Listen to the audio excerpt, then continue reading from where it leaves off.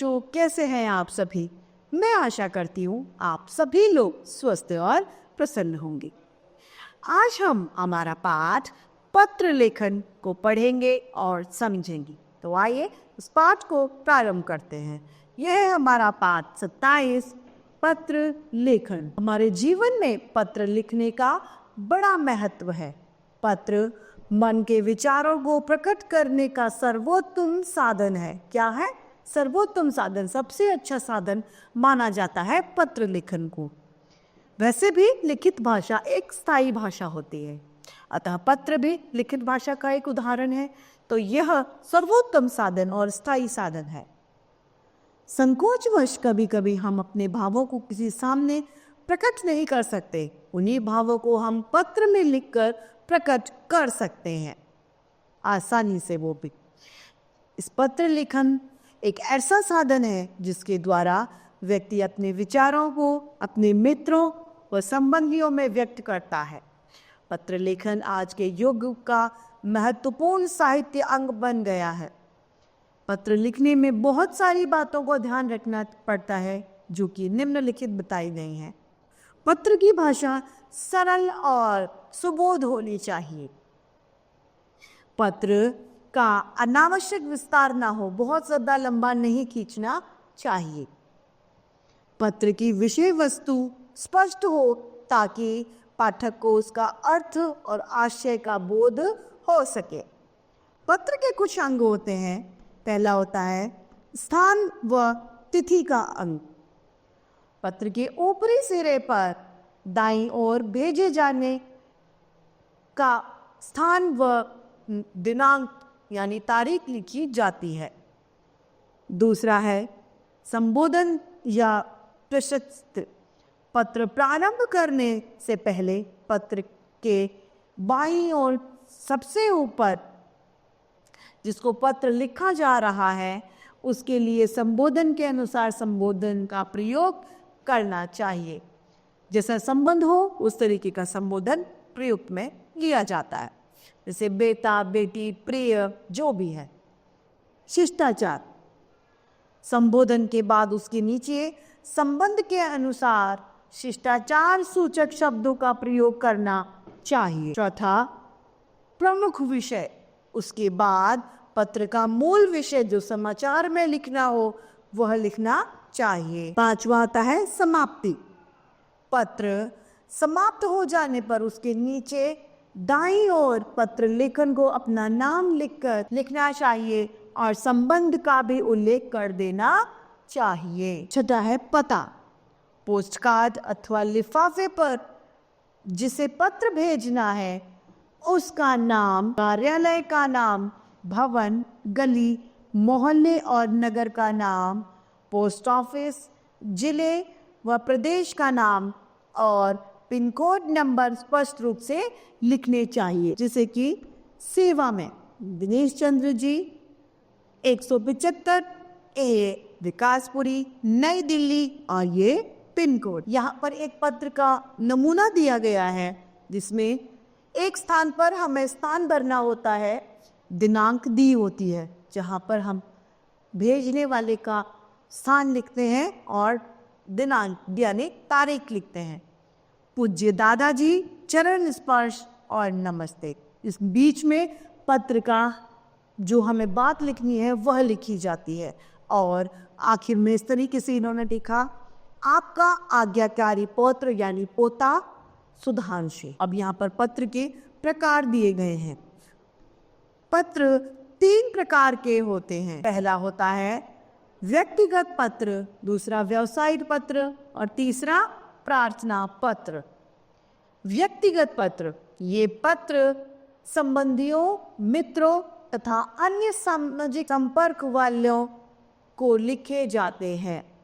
व्यावसायिक पत्र, ये पत्र व्यापारियों तथा क्रेता विक्रेताओं के बीच में लिखे जाते हैं। जो व्यवसाय से संबंधित होते हैं वो पत्र व्यावसायिक पत्र कहलाते हैं।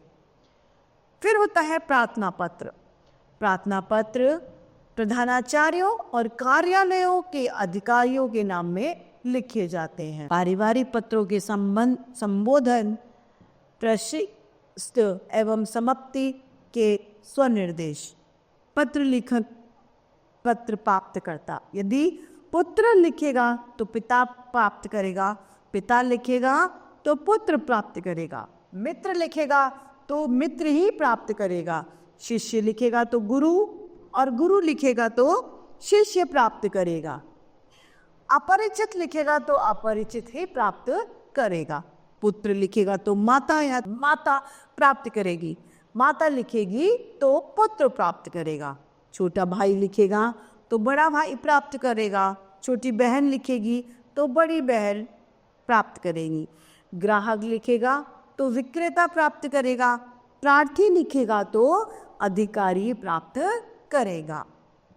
अब इनका संबोधन होता है पूज्य पिताजी, पिताजी पूज्य, बाप लिखेंगे प्रिय, चिरंजीव, मित्र लिखेंगे प्रियवर, शिष्य लिखेंगे पूज्यवर, गुरु लिखेंगे आयुष्मान, अपरिचित लिखेंगे प्रिय बंधु, पुत्र लिखेगा पूजनीय माताजी, छोटा भाई लिखेगा आदरणीय भैया, छोटी बहन लिखेगी पूजनीय दीदी, ग्राहक लिखेगा महाशय, और प्रार्थी लिखेगा मान्यवर। अब अतिशक्ति लिखेंगे सादर, क्या लिखेगा पुत्र? सादर प्रणाम। पिता क्या लिखेंगे? चिरंजीव, तुम्हारा शुभकांक्षी।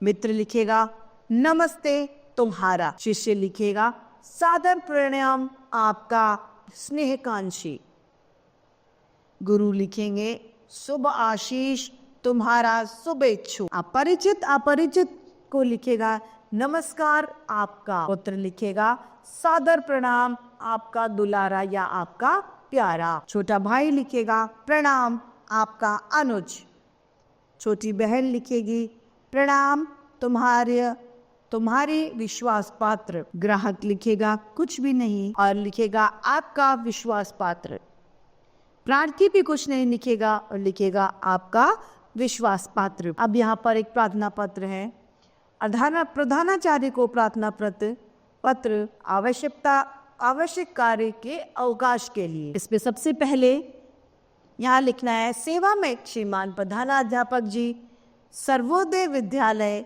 सराय मेरठ दिल्ली मान्यवर, सविनय नम्र निवेदन है कि मुझे आज घर पर अत्यधिक कार्य है, इस कारण मैं विद्यालय में उपस्थित नहीं हो सकता।